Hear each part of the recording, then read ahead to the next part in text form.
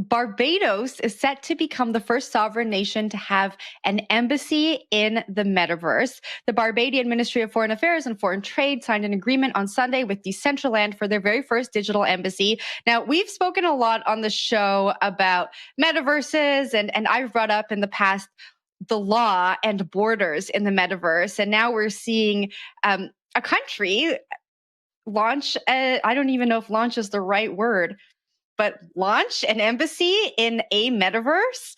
And so, Zach, what does this signal to you when you read this story? Well, first of all, talk to me like I'm 5. What is this? Jen, help me. I need an adult. What is going on? What is happening? What does this mean? I also need an adult. So it looks like Barbados is looking to snatch up land in different metaverses. So Decentraland is the first one that they've actually signed a deal in. They're going to have a digital embassy there where people can visit via their avatars and get e-visas.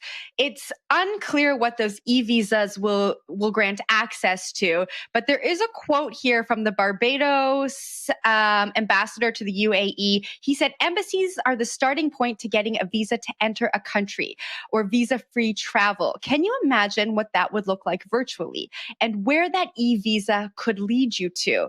And so when I think about this, I think about metaverses as borderless and barrier-free, and it feels like we're now adding those barriers and borders back and really not allowing that access that we speak about so much. But Zach, I don't know if I've explained it to you like you're 5 years old, but that's my understanding of it. No, that was pretty good. I appreciate that, and I think you're spot on, right? Like, are we recreating like national identity in the metaverse now? I don't know, like nationalism and like national identity, like in virtual worlds, like that's weird to me, but I don't know. I'll throw it to Anna for this one. She probably has thoughts. Yeah, I think the whole concept of visas for metaverse sounds scary.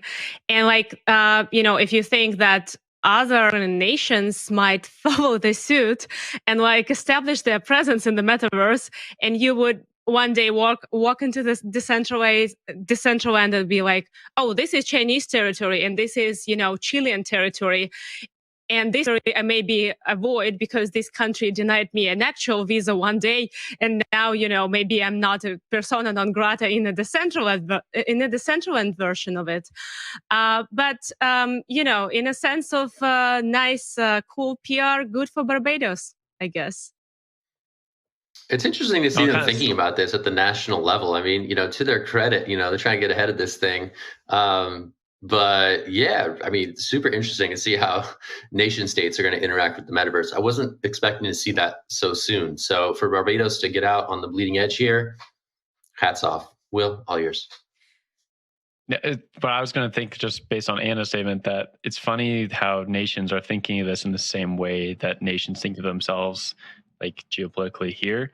But for everyone who's in Web3 or into metaverse stuff, they don't quite think of things like that. They do think of things in terms of like, I own this property and you're gonna have to buy it from me, and like you can buy a beachfront house in Decentraland, which is just like a very weird idea. But now we're having embassies and like you have to have a visa to go to different parts of like this decentralized world, or does like the visa give you the ability to like kind of go through the processes of doing things in the real world space, kind of how like we saw that South Korea place the other day? Is that what it's like, Jen?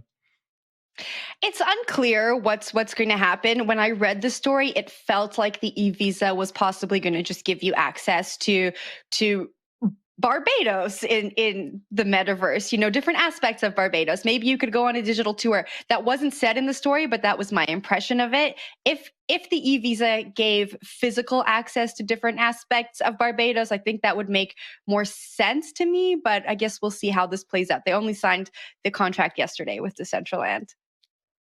But forget visas. Imagine countries like going on a cyber war against each other for the piece of virtual land in the future. True. Could be entertaining, that's for sure. Could also be very stressful. One word. We'll see how just it goes. Just don't find yourself. Wait, we don't know where we're going to find ourselves in the metaverse in 3 years' time. Who knows? Watch this space.